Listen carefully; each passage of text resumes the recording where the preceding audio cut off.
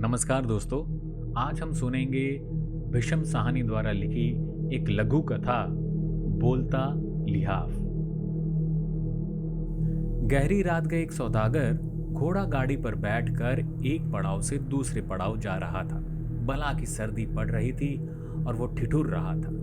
कुछ समय बाद एक सराय के बाहर घोड़ा गाड़ी रुकी। ठंड इतनी ज्यादा थी कि मुसाफिर ने उसी पड़ाव पर रात काटने का फैसला किया।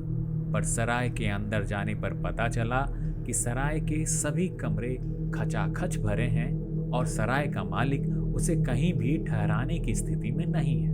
पर अब यात्री जाए तो जाए कहाँ?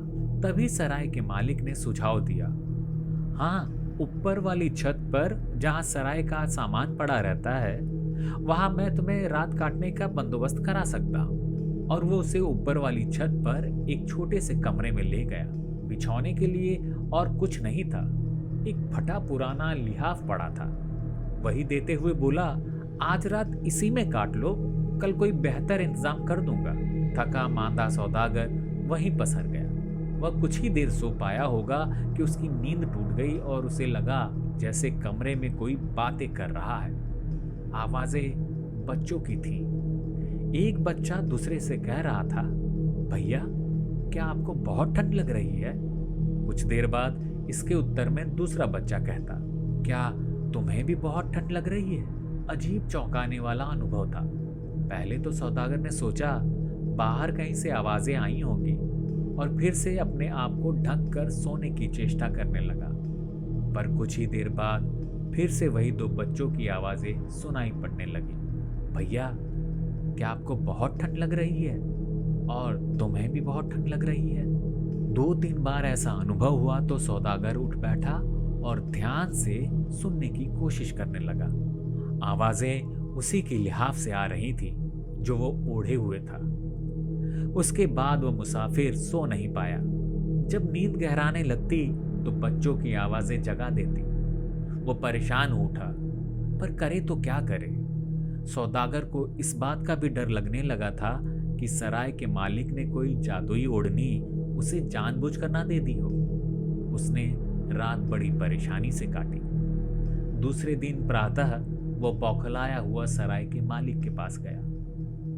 तुमने मेरे साथ धोखा किया है। ऐसा लिहाफ मुझे दिया कि मैं रात भर सो नहीं पाया, रात भर जागता रहा। और उसने अपना अनुभव कह सुनाया। उसकी कैफियत सुनकर खुद सराय का मालिक हैरान रह गया।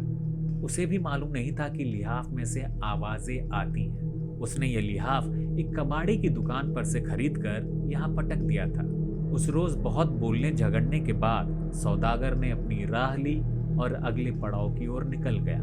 पर सराय के मालिक ने यह जानने के लिए कि बोलता लिहाफ उसके पास कैसे पहुंच गया, वह उसी दोपहर लिहाफ उठाए उस कबाड़ी की दुकान पर जा पहुंचा। यह कैसा लिहाफ तूने मेरे मत्थे मार दिया है? इसे ओढ़ कर तो कोई सो ही नहीं सकता। इसमें से आवाजें आती हैं। कबाड़ी लिहाफ का भेद जानता था। हाँ, मैं जानता हूँ आवाजें आती थी, पर मैंने सोचा तुम अपनी सराय में ले जाओगे तो आवाजें आनी बंद हो जाएंगी। फिर कबाड़ी बोला, ये लिहाफ दो छोटे बच्चों का था। इनमें वो सिकुड़े एक दूसरे से चिपटे पड़े रहते थे। दोनों एक टूटी फूटी कोठरी में रहते थे। उनके माँ बाप उन्हें छोड़कर कहीं चले गए थे और फिर लौटकर नहीं आए। दोनों बच्चे जैसे तैसे अपने दिन बिता रहे थे कि एक दिन कोठरी का मालिक पहुंच गया।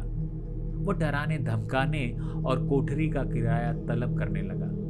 और फिर ये लिहाफ बगल में दबा लिया और दोनों बच्चों को कोठरी से धकेल कर बाहर निकाल दिया। बच्चों से उनका एकमात्र सहारा लिहाफ तो छीन गया, पर उनकी आवाजें लिहाफ को छोड़ नहीं पाई। ये कहानी आपको कैसी लगी? अपना फीडबैक जरूर शेयर करें। ऐसे ही कहानियों का आनंद लेने के लिए चैनल को आज ही सब्सक्राइब करें और बेल आइकन प्रेस करना ना भूलें।